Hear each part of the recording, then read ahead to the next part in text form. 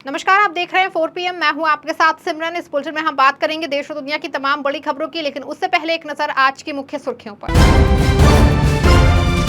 कांग्रेस अध्यक्ष मल्लिकार्जुन खड़गे का बड़ा बयान, कहा कुछ ताकतें भाईचारे को खत्म करना चाहती हैं, हम संविधान की रक्षा के लिए बलिदान देने को तैयार। स्वतंत्रता दिवस समारोह में राहुल गांधी को 5वीं लाइन में बैठाने पर सियासत, कांग्रेस का बड़ा बयान, कहा इससे जननायक को फर्क नहीं पड़ता। सीएम केजरीवाल के आवास पर नहीं फहराया गया तिरंगा, सुनीता केजरीवाल का छलका दर्द, बताया तानाशाही। बीजेपी नेता मेनका गांधी को इलाहाबाद हाईकोर्ट से बड़ा झटका, सपा नेता राम भुआल की संसद सदस्यता रहेगी बरकरार। सीएम नीतीश ने स्वतंत्रता दिवस पर किया बड़ा ऐलान, कहा 10 लाख नहीं अब 12 लाख युवाओं को देंगे सरकारी नौकरी। स्वतंत्रता दिवस के मौके पर कांग्रेस अध्यक्ष मल्लिकार्जुन खड़गे ने कांग्रेस मुख्यालय पर तिरंगा फहराया और कहा कि कुछ ताकतें भाईचारा खत्म करने की कोशिश कर रही हैं, हमें बलिदान देने के लिए तैयार रहना होगा। स्वतंत्रता दिवस के अवसर पर कांग्रेस अध्यक्ष मल्लिकार्जुन खड़गे ने दिल्ली में कांग्रेस मुख्यालय पर तिरंगा फहराया। इस अवसर पर उन्होंने कहा कि कुछ ताकतें हैं जो हमारे भाईचारे को खत्म करने की कोशिश कर रही हैं, हमें संविधान की रक्षा के लिए बलिदान देने के लिए तैयार रहना होगा। उन्होंने लोगों को स्वतंत्रता दिवस की शुभकामनाएं दी।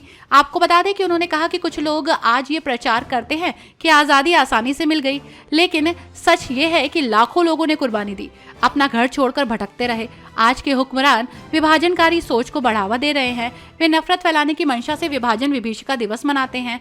कांग्रेस कार्यालय पर खड़गे ने कहा कि 78वें स्वतंत्रता दिवस पर यह चिंता का विषय है कि संवैधानिक और स्वायत्त संस्थाओं को सरकार ने कठपुतली में बदल दिया। लोकतंत्र और संविधान 140 करोड़ भारतीयों के लिए सबसे बड़ी ढाल है और हम अपनी आखिरी सांस तक उनकी रक्षा करेंगे। इलाहाबाद हाईकोर्ट से मेनका गांधी को बड़ा झटका लगा है। कोर्ट ने सुल्तानपुर से सपा के सांसद राम भुआल निषाद के चुनाव को चुनौती देने वाली याचिका को खारिज कर दिया है। इलाहाबाद हाईकोर्ट ने सुल्तानपुर से सपा के सांसद राम भुआल निषाद के चुनाव को चुनौती देने वाली मेनका गांधी की याचिका को खारिज कर दिया और कोर्ट ने कहा कि ये याचिका देरी से दाखिल की गई है, ये कानूनी प्रावधानों के तहत गलत है और ऐसे में इस याचिका को खारिज किया जाता है। कोर्ट ने 5 अगस्त को याचिका को सुनवाई फैसले के आदेश को सुरक्षित कर लिया था। जस्टिस राजन रॉय की पीठ ने इस याचिका को खारिज कर दिया। आपको बता दें कि भाजपा की पूर्व सांसद मेनका गांधी ने जुलाई महीने में एक याचिका दाखिल की थी। इसमें सुल्तानपुर से सपा सांसद राम भुआल निषाद के खिलाफ कथित रूप से चुनाव में भ्रष्ट आचरण करने के आरोप लगाकर सांसद के चुनाव को शून्य घोषित कराने की अपील की थी और इस याचिका में मेनका ने कहा था कि राम भुआल पर 12 मुकदमे हैं, जबकि उन्होंने अपने हलफनामे में सिर्फ 8 मुकदमों का जिक्र किया है। स्वतंत्रता दिवस के मौके पर ध्वजारोहण के बीच सीएम शिंदे दुविधा में पड़ गए और सीएम 30 सेकंड तक तिरंगा फहराने के लिए मशक्कत करते रहे, लेकिन झंडा नहीं खुला।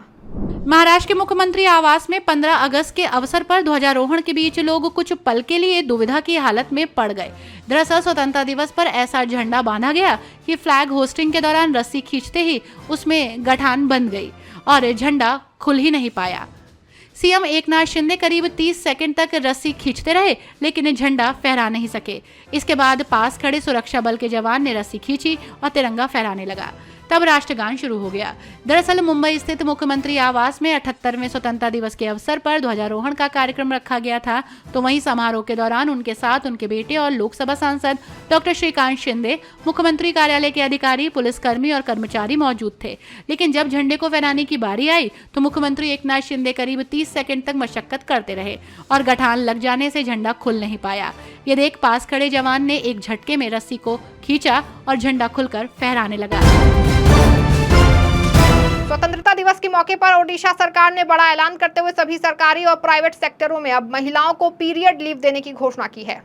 ओडिशा की सरकार ने सरकारी और प्राइवेट सेक्टर दोनों में काम करने वाली महिला कर्मचारियों के लिए 1 दिन की पीरियड लीव की शुरुआत की है। कटक में आयोजित जिला स्तरीय स्वतंत्रता दिवस समारोह के दौरान ओडिशा की उप मुख्यमंत्री प्रवती परिदा ने इसका ऐलान किया। तत्काल प्रभाव से लागू होने वाली ये पॉलिसी महिला कर्मचारियों को उनके मेंस्ट्रुअल साइकिल के पहले या दूसरे दिन छुट्टी लेने की छूट देती है। आपको बता दें कि इस पहल का उद्देश्य महिलाओं को उनके स्वास्थ्य और कल्याण को ज्यादा प्रभावी ढंग से प्रबंधित करने में सहायता करता है। उप मुख्यमंत्री प्रवती परिदा ने कहा कि ये वैकल्पिक है। जो महिलाएं पेशेवर काम में शामिल थीं, वे शारीरिक दर्द के पहले या दूसरे दिन छुट्टी ले सकती हैं। ये सरकारी और निजी क्षेत्र की नौकरी करने वालों दोनों के लिए लागू होगा। अपनी कॉमेडी से दुनिया को हंसाने वाले मशहूर कॉमेडियन राजपाल यादव इस समय बुरे वक्त से गुजर रहे हैं। बैंक लोन नहीं चुका पाने के कारण बैंक ने शाहजहांपुर से उनकी संपत्ति को कुर्क कर दिया है। अपनी कॉमेडी से लोगों को लोटपोट करने वाले राजपाल यादव एक बार फिर मुसीबत में हैं। राजपाल यादव खुद बताते हैं कि संघर्ष उनकी जिंदगी का हिस्सा है। अब एक बार फिर बैंक का लोन नहीं चुका पाने के मामले में राजपाल यादव की मुश्किलें बढ़ने लगी हैं। बैंक से लिए गए उनके कर्ज से जुड़ी करोड़ों की प्रॉपर्टी को शाहजहांपुर में बैंक ने कुर्क कर लिया है। दरअसल राजपाल यादव ने central bank of India Mumbai से लोन लेने के लिए अपने पिता नौरंग यादव के नाम से जमीन और भवन के दस्तावेज को गारंटी के तौर पर बैंक में जमा कराया था, जिसके बाद अब लोन राशि नहीं चुका पाने से बैंक ने ये एक्शन लिया है। आपको बता दें कि राजपाल यादव ने मुंबई में सेंट्रल बैंक ऑफ इंडिया से 3 करोड़ रुपए का ऋण लेने के दौरान इस संपत्ति के कागज को बैंक में जमा कराया था। लोन न चुका पाने पर यह धनराशि बढ़कर 11 करोड़ रुपए हो गई, जिस पर 8 अगस्त दिन शुक्रवार को central bank of India Bandra Kurla complex Mumbai शाखा की टीम 2 दिन पहले शाहजहांपुर पहुंची थी। सीएम केजरीवाल की पत्नी सुनीता केजरीवाल ने सीएम आवास पर तिरंगा न फहराए जाने को लेकर एक्स पर पोस्ट कर कहा कि ये तानाशाही एक चुने हुए सीएम को जेल में रख सकती है, लेकिन दिल से देश प्रेम कैसे रोक पाएगी। दिल्ली के मुख्यमंत्री अरविंद केजरीवाल की पत्नी सुनीता केजरीवाल ने स्वतंत्रता दिवस पर झंडा फहराने को लेकर सोशल मीडिया साइट एक्स पर पोस्ट करते हुए लिखा कि आज सीएम आवास पर तिरंगा नहीं फहराया गया, बहुत अफसोस रहा। ये तानाशाही एक चुने हुए मुख्यमंत्री को जेल में रख सकती है, लेकिन दिल में देश प्रेम को कैसे रोक पाएगी।